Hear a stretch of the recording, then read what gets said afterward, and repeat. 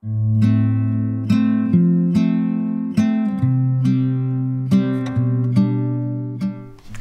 à tous et bienvenue. Je vous fais une vidéo suite au tag de La Mauvaise Graine France qui a tagué suite à cette vidéo plusieurs personnes, sa vidéo Fast and Green. Donc j'ai décidé de le faire, sa vidéo, d'accepter le défi et de la faire. Allez, c'est parti. À feuilles, parce que à fleurs j'aime bien moi aussi, hein, mais surtout à l'extérieur, c'est là qu'elles sont les plus jolies. À l'intérieur j'aime un petit peu moins, donc plante à l'intérieur, c'est pour ça qu'on fait cette vidéo, donc plante à feuilles. Je suis très adepte de la coupe, le marcotage j'ai jamais essayé, pourquoi pas en futur, mais il faut que je le sente, que je le fasse quand c'est le bon moment. Donc pour l'instant ça sera coupe.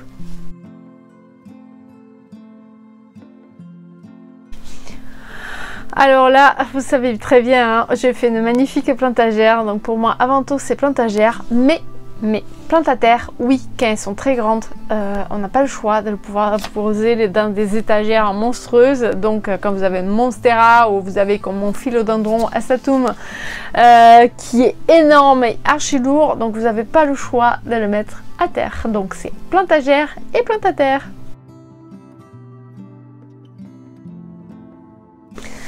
Ah bah Oya, si vous avez suivi mes anciennes vidéos, vous savez que c'est Oya, Calathea, je suis fâchée et c'est pour longtemps je pense.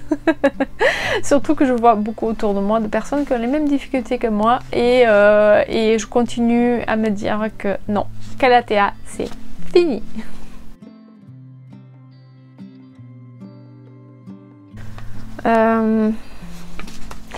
Oxalis de Caladium. J'aime bien les oxalis, je trouve ça choupinou, mignon, mais les caladiums pour moi c'est juste magnifique. Comment faire avoir du feuillage aussi coloré que des fleurs, bah, c'est tout un an. Et pour toute la plante addict, je pense que le choix est vite fait. Caladium. À Buturano pour l'instant, je commence à tenter la sphaigne, mais j'ai pas encore bien compris le fonctionnement. Donc pour moi, tant que ça marche en eau, ça sera Buturalo.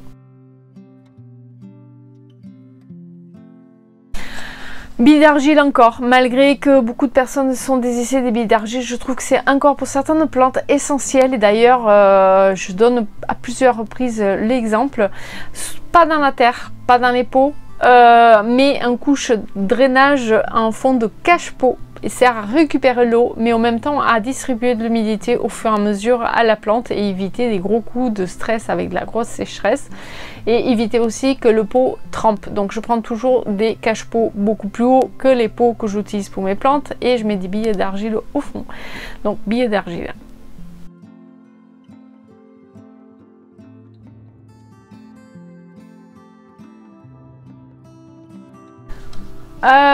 Tout dépend des plantes. Je suis en train de me convertir au pot intercuite parce qu'au niveau des arrosages c'est beaucoup plus gérable et facile à arroser que les plastiques. Par contre malheureusement les pots intercuites ne sont pas faits pour aller dans les cache-pots. Donc quand on veut avoir une jolie décoration, j'opte quand même par des pots en plastique, mais je deviens adepte des pots intercuites.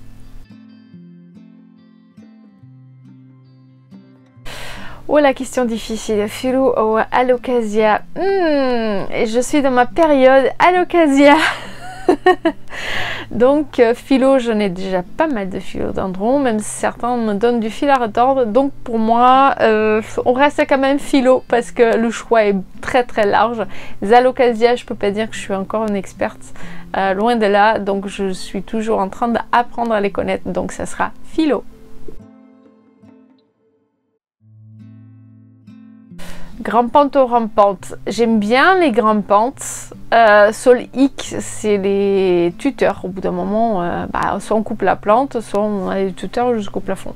Les rampantes, le côté compliqué, c'est que rampant, il faut qu'elle ait trace. Alors je pense que Rampante ou plante au sol.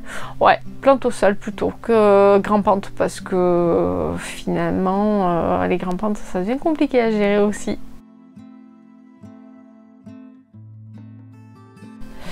Feuille verte. Même si c'est pas une de mes couleurs préférées, je préfère le bleu, mais au niveau des plantes, pour moi, le vert. Vous avez des nuances de vert juste magnifiques. Les feuillages colorés, oui, il y a les caladiums et tout ça, mais c'est pas ce qui m'attire le plus. En plus, c'est un peu compliqué pour trouver leur place dans la décoration d'une maison, donc pour moi, je reste feuille verte. Qu'as-tu succulente? Alors, je me lance petit à petit, j'ai une petite collection encore, mais je pense que je suis en train de tomber amoureuse des succulentes. Donc c'est succulente.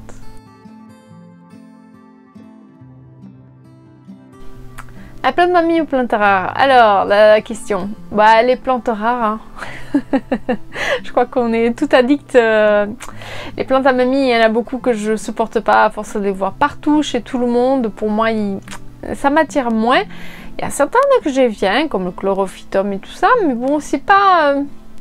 je pense que c'est plus des plantes qui m'amènent des bons souvenirs, mais je suis plutôt plante rare. La douche, j'ai fait à plusieurs reprises des douches, mais quand je fais des traitements. Mais sinon, c'est les bains.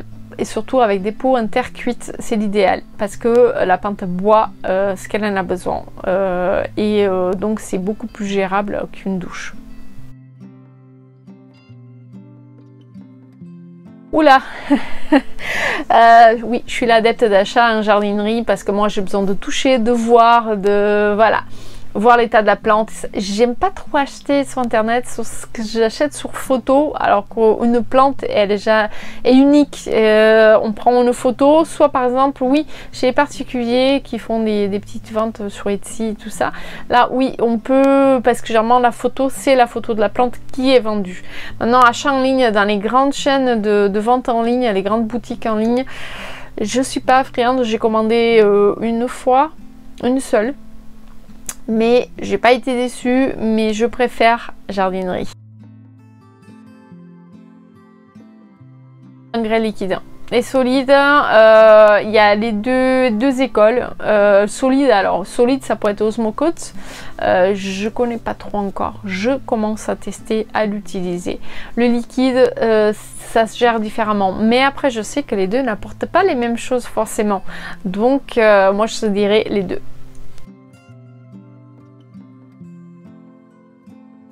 Et la suite, ouais, engrais ou pas engrais, engrais. Avant tout, engrais. Surtout, les gens qui me disent qu'ils mettent jamais d'engrais dans les plantes, soit les rempotent tous les 6 mois, soit, je sais pas, ils ont des plantes vraiment très costauds qui supportent des terrains dénaturés, où il n'y a plus rien à bouffer. Donc, il y en a qui survivent, hein. J'en ai vu, hein. Mais non, engrais. Si on veut avoir des belles plantes comme on voit en jardinerie arriver, donc on commence petit pour avoir des grosses plantes magnifiques, l'engrais est essentiel, avec modération bien sûr. Et voilà, cette vidéo est terminée. J'espère qu'elle vous a plu et que ça vous a appris à me connaître un petit peu plus et mes avis. Il faut savoir que on change. Il faut savoir que on peut toujours changer d'avis hein, avec l'évolution, avec le temps. On apprend toujours des nouvelles choses. On apprend, on teste et tout ça. Donc peut-être je vous ferai dans un an et les réponses ne seront pas tout à fait les mêmes. Donc merci à la mauvaise graine de m'avoir invité et je vous dis à très bientôt. Bye.